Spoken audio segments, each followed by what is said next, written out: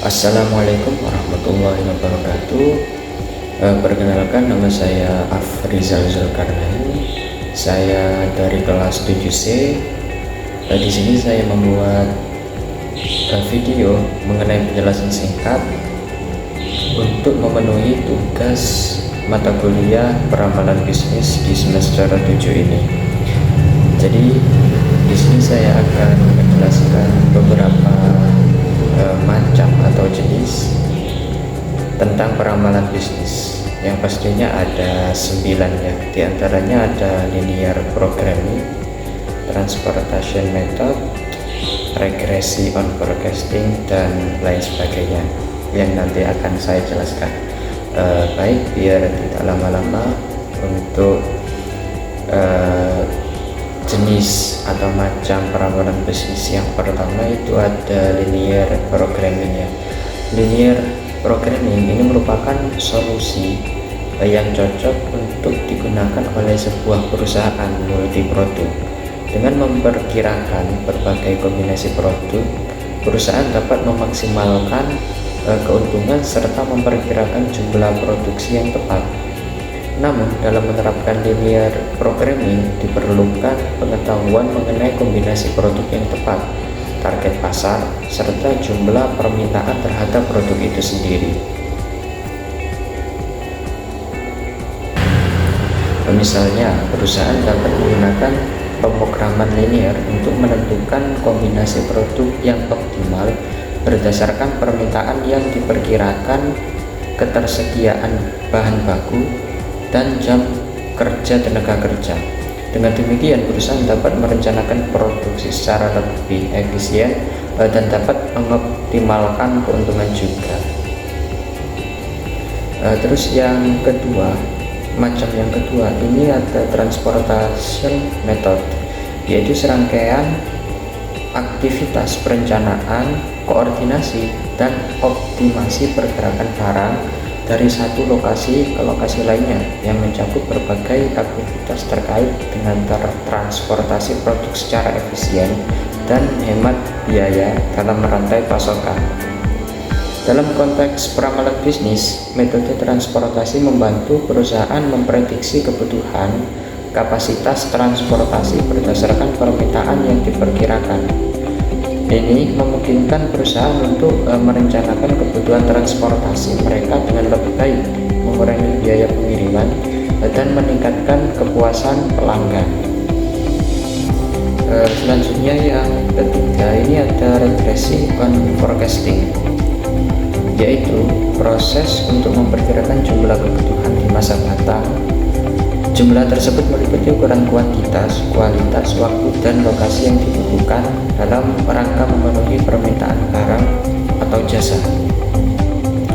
Dalam konteks peramalan bisnis, regresi sering digunakan untuk yang pertama, memprediksi penjualan. Misalnya, bagaimana perubahan dalam pengeluaran iklan dapat mempengaruhi penjualan. Yang kedua, mengelola inventaris, yaitu memahami hubungan antara permintaan produk dan faktor-faktor seperti musim atau tren pasar. Yang ketiga, ada analisis permintaan dan penawaran, menilai bagaimana faktor-faktor ekonomi mempengaruhi permintaan produk. Selanjutnya ada game theory. Game theory ini merupakan salah satu pendekatan dalam dunia ekonomi yang menggambarkan situasi persaingan atau konflik antar berbagai kepentingan. Teori ini ditujukan untuk membantu perusahaan dalam membuat keputusan strategis mengenai bisnisnya. Dalam konteks peramalan bisnis, game teori ini dapat digunakan untuk yang pertama ada menganalisis persaingan pasar, yaitu memahami bagaimana pesaing mungkin bereaksi terhadap strategi bisnis tertentu. Yang kedua ada pengambilan keputusan strategis, menentukan strategis optimal dalam negosiasi atau situasi kompetitif lainnya.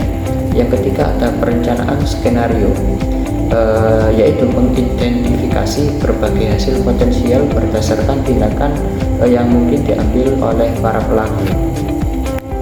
Selanjutnya ada location theory.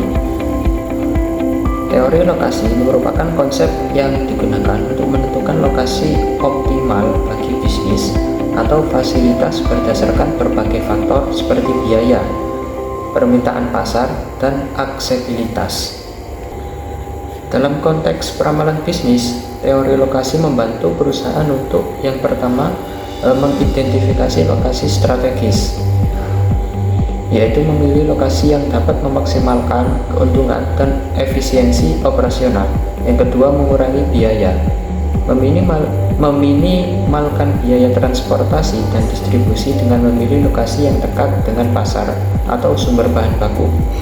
Yang ketiga adalah meningkatkan aksesibilitas, yaitu memastikan lokasi mudah diakses oleh pelanggan dan karyawan, sehingga para pelanggan itu dapat dengan mudah mencari tempat, lokasi atau perusahaan kita seperti itu.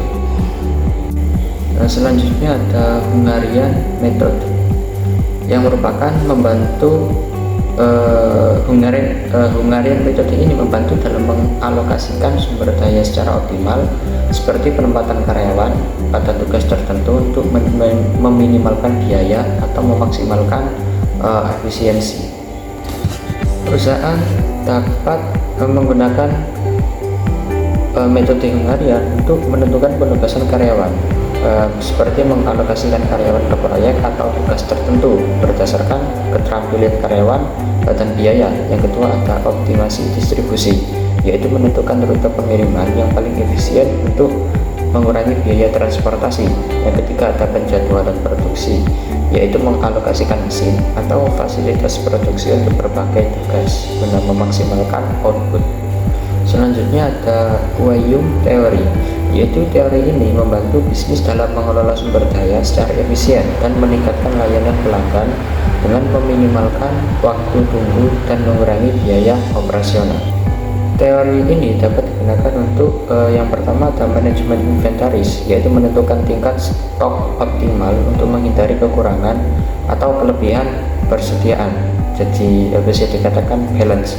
Yang kedua ada penjadwalan karyawan, yaitu mengatur jadwal kerja karyawan untuk memastikan layanan yang efisien dan mengurangi waktu tunggu pelanggan. Yang ketiga ada pengelolaan layanan pelanggan, yaitu meminimalkan waktu tunggu pelanggan di berbagai titik layanan seperti kasir atau pusat panggilan.